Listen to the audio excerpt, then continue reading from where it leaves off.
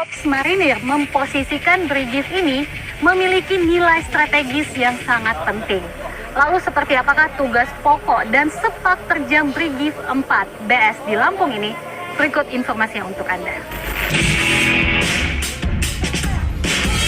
Dari sekian jumlah kesatuan yang berada di jajaran Korps Marinir TNI Angkatan Laut, terdapat Brigade Infanteri 4 Marinir berdiri sendiri atau lazim disebut Brigadif 4 Marinir BS yang berlokasi di Piabung, Kabupaten Pesawaran, Lampung. Brigade Infanteri 4 Marinir BS membawahi 4 batalion dengan 2 batalion infanteri, yaitu Yonif 7 Raja Wali dan Yonif 9 Beruang Hitam, yang berada di Pesawaran, Lampung. Sedang Yonif 8 Harimau Putih bermarkas di Langkat, Sumatera Utara, serta Yonif 10 berbasis di Batam, Kepulauan Riau. Meski setingkat brigade, Brigade Infanteri 4 Marinir BS ini memiliki keistimewaan. Mereka berbeda dengan satuan tempur militer yang lain. Rantai komando langsung dari Komandan Korps Marinir. Meski berada di Lampung, lingkup wilayah operasinya membentang hingga ke berbagai provinsi lain. Dari Lampung hingga Aceh, di bawah kendali Brigadif 4 BS. Bahkan satuan kompi marinir di Pulau Natuna dan beberapa peleton di wilayah terluar, terutama di wilayah perairan, masih dalam kendali Brigadif yang berjuluk Harimau Sumatera. Melihat perannya begitu luas, tentu ada peran penting dan strategis dengan berdirinya Brigade Infanteri 4 Marinir BS.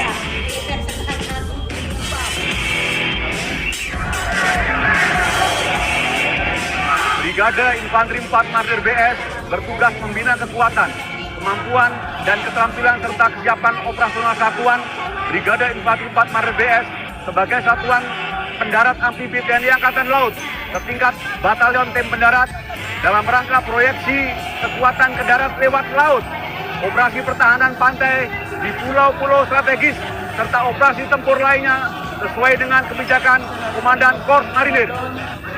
Brigade Infanteri 4 Marinir BS ini memang mempunyai suatu keunikan tersendiri. Yang pertama, pada Brigade Infanteri pada umumnya itu hanya mempunyai 3 batalion infanteri. Sementara untuk Brigade 4 ini mempunyai 4 batalion infanteri. Kemudian Brigade Infanteri 4 Marinir BS ini juga diperkuat dengan unsur-unsur dari kavaleri yang tidak dipunyai oleh Brigade Infanteri lainnya. Kemudian juga Brigade Infanteri 4 Marinir BS ini diperkuat dengan unsur-unsur dari Pasusla, yaitu dari Batalion Intai Amfibi Marinir.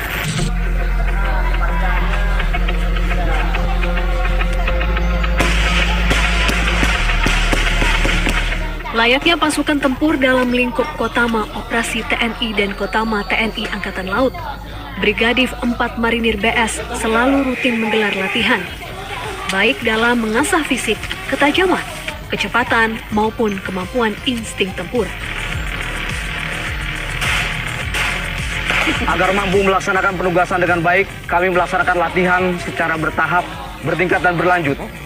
Mulai dari latihan perorangan dasar dan lanjutan yang terdiri dari tembak tempur, ofensif maupun defensif, lari lintas alam di medan pegunungan maupun di pantai, halang rintang dengan beban tempur, renang militer dengan beban tempur di kolam maupun di laut, dan juga mendayung perahu karet untuk melaksanakan infiltrasi sebagai pasukan pendarat. Untuk latihan satuan, kami melaksanakan latihan satuan dasar dan lanjutan, mulai dari tingkat regu, peleton, kompi, batalion, latihan gabungan TNI Angkatan Laut, sampai dengan latihan merah putih jiwa raganya, semangat membara, manunggal dengan rakyat, membangun nusa bangsa, angkatan darat, benteng negara, setia mengemban amanat bangsa, satria perkasa, gagah perwira, jayalah angkatan darat. Dalam gelapnya malam, beberapa regu marinir memasuki wilayah pantai lawan dengan cepat. Diawali dengan 2 prajurit perintis melakukan infiltrasi, dalam memastikan lokasi pendaratan di pantai yang akan dimasuki aman dan terkendali. Setelah semua selesai dengan rencana, lalu mereka membentuk formasi tempur. Dengan sigap, pasukan kecil ini menuju sasaran. Setelah melokalisir sasaran, pasukan marinir dengan cepat menyerbu sasaran. Kontak senjata pun tak terelakkan. Dan dalam waktu singkat, para penyandera dijinakkan. Sandera yang mereka tawan berhasil diselamatkan prajurit petarung marinir. Dan menghancurkan musuh. Red Amfibi adalah salah satu taktik operasi yang dilaksanakan dengan cepat dan memproyeksikan kekuatan dari laut ke darat. Dan disertai dengan pengunduran yang terencana. Red Amfibi dilaksanakan untuk melaksanakan tugas-tugas antara lain penghancuran, sabotase, pembebasan tawanan. Kemampuan melaksanakan Red Amfibi merupakan kemampuan khusus yang dimiliki oleh pasukan pendarat Korps Marinir. Oleh karenanya, diperlukan personil-personil yang dilatih secara khusus, yang dilengkapi dengan peralatan-peralatan khusus. Prajurit dan sagamanya, kobaran semangat Pancasila. Tentara Nasional Indonesia siap membela nusa dan bangsa, membangun persatuan dan kesatuan di darat, di laut, di udara. Prajurit TNI, patriot Nusantara, bersama rakyat mampu. Bangga namun juga sangat dalam melihat penampilan Brigif 4 Marinir BS ini. Tugas penting dan perintah komando yang mereka jalankan mengindikasikan bagaimana mereka sangat penting bagi Korps Marinir dalam menjaga wilayah gugus pantai dan juga pulau terluar Indonesia bagian. Bangga pasti Angkatan Darat Putra Pertiwi di bawah Panji Garuda Sakti Kartika Eka Paksi Sabta Marga Sumpah Prajurit pedoman luhur janji dan suci, rela berkorban jiwa dan raga, bayangkari negara. Insan Pancasila teguh dalam iman, merah putih jiwa raganya, semangat membara, manunggal dengan rakyat, membangun Korps Marinir TNI Angkatan Laut adalah salah satu komando utama operasi atau Utama Op TNI di bawah kendali langsung Panglima TNI.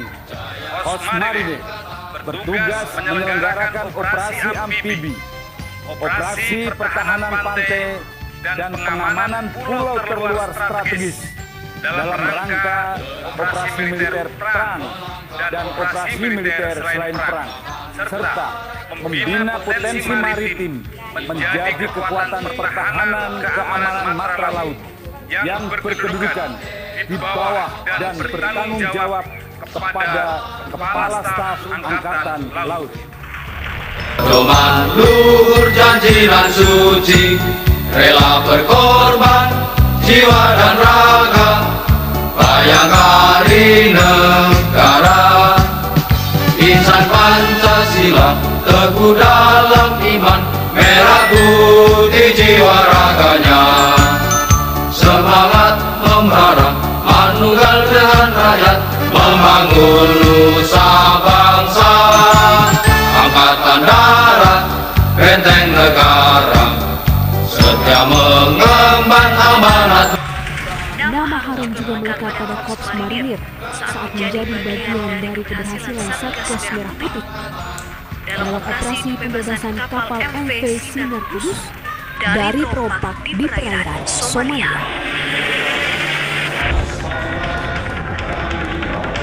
Sejarah Marinir TNI Angkatan Laut dimulai saat negara Republik Indonesia baru berdiri. Spirit ingin merdeka dari belenggu penjajahan mendorong para pemuda yang tergabung dalam para pejuang Angkatan Laut membentuk satuan militer.